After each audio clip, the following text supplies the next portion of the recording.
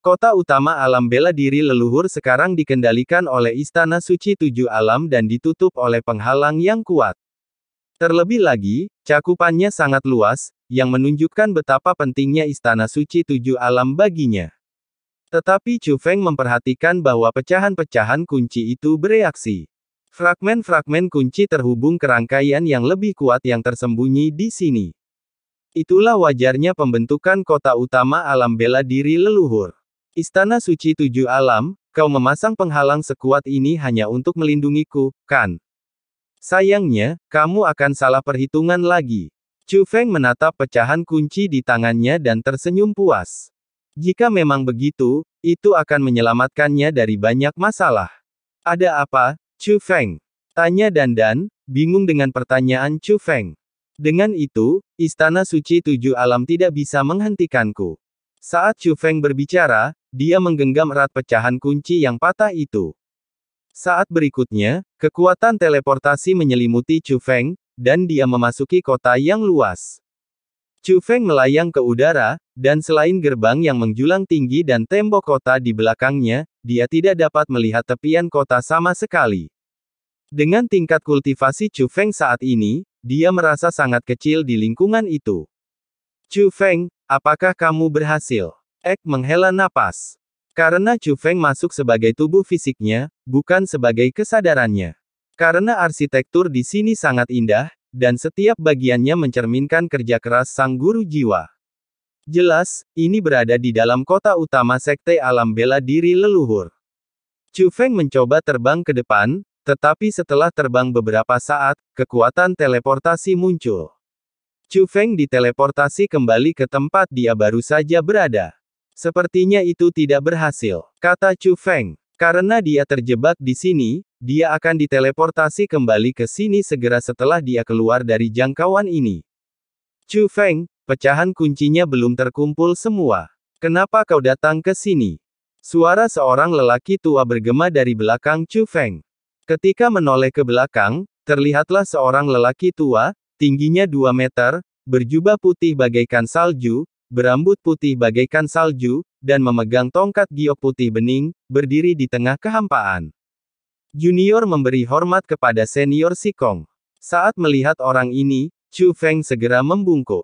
Orang ini, bernama Sikong Changsheng, adalah sosok kuat dari Sekte Alam Bela Diri Leluhur. Terlebih lagi, ia bukanlah perwujudan dari sebuah arai, melainkan makhluk nyata. Chu Feng telah melihat orang ini saat ia memperoleh pecahan kunci pertama. Sebutkan tujuan Anda. Sikap Sikong Changsheng dingin dan acuh tak acuh, sangat berbeda dari saat mereka pertama kali bertemu dan berbicara, sekarang sangat formal. Chu Feng membuka telapak tangannya, dan 3 pecahan kunci melayang keluar. Senior, semua peninggalan Sekte Alam Bela Diri Leluhur telah dihancurkan, tetapi 2 fragmen kunci yang tersisa ada di tangan orang lain. Junior ini hanya menerima 3, kata Chu Feng. Apakah kau bertanya apakah ketiga pecahan kunci itu bisa mengarah pada warisan yang ditinggalkan oleh Sekte Alam Bela Diri Leluhurku? Tanya Sikong Changsheng. Iya, jawab Chu Feng.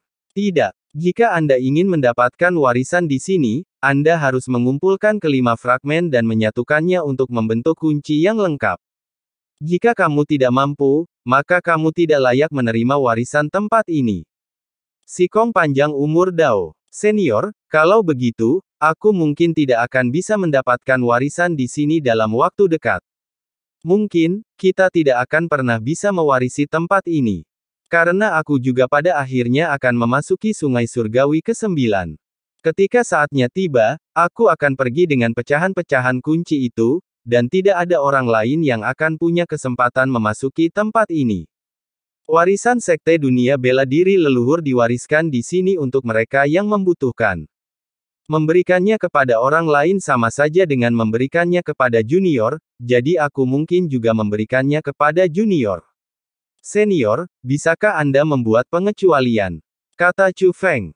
Membuat pengecualian. Beri aku alasan untuk membuat pengecualian, kata Sikong Changsheng. Dahi. Chu Feng memikirkannya sejenak, tetapi dia benar-benar tidak bisa memikirkan apapun. Lagi pula, Sikong Changsheng juga bisa melihat bakatnya. Jadi dia hanya bisa berkata, lagi pula, kita berasal dari kampung halaman yang sama. Si Kong Changsheng tampak benar-benar tak berdaya, tidak mampu mengucapkan sepatah kata pun.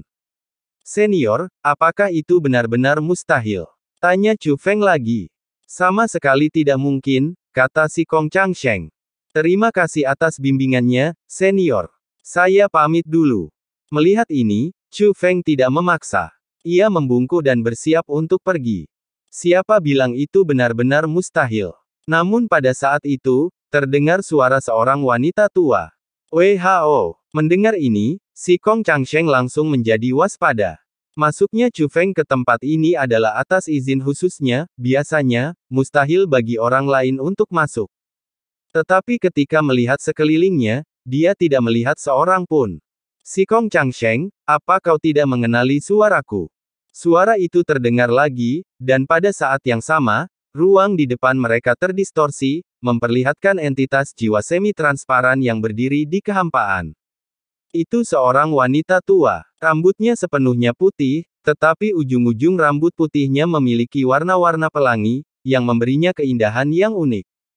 Meski dia sudah tua dan wajahnya penuh kerutan, kulitnya sehalus batu giok.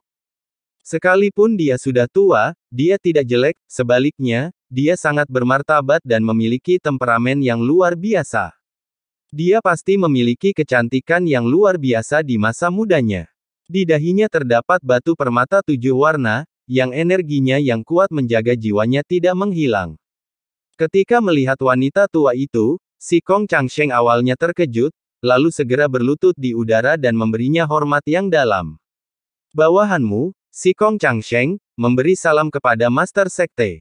Melihat ini, Chu Feng segera membungkuk dan berkata, "Junior Chu Feng memberi salam kepada senior." Inilah wanita tua yang memberi petunjuk pada Chu Feng tentang cara merampas dan menanam ketika dia melihatnya di reruntuhan Sekte Alam Bela Diri Leluhur. Ia juga merupakan pemimpin sekte dari Sekte Alam Bela Diri Leluhur, seperti yang disebutkan oleh Wen Sue, Sangguan Huangquan. Sebelumnya, apa yang dilihat Chu Feng di reruntuhan itu dibentuk oleh suatu susunan. Namun, yang ini tidak. Meskipun bukan tubuh fisik, ia memiliki kesadaran tubuh fisik. Waktu memang tak kenal ampun, para pemuda di klan saya dulu kini sudah sangat tua. Sangguan Huangquan mendekat dan sedikit mengangkat tangannya. Si Kong Changsheng mengerti maksudnya dan berdiri. Saya tidak pernah menyangka akan memiliki kesempatan bertemu dengan Master Sekte. Master Sekte, bagaimana kabarmu akhir-akhir ini? Si Kong Changsheng berbicara lagi, suaranya bergetar, matanya dipenuhi air mata.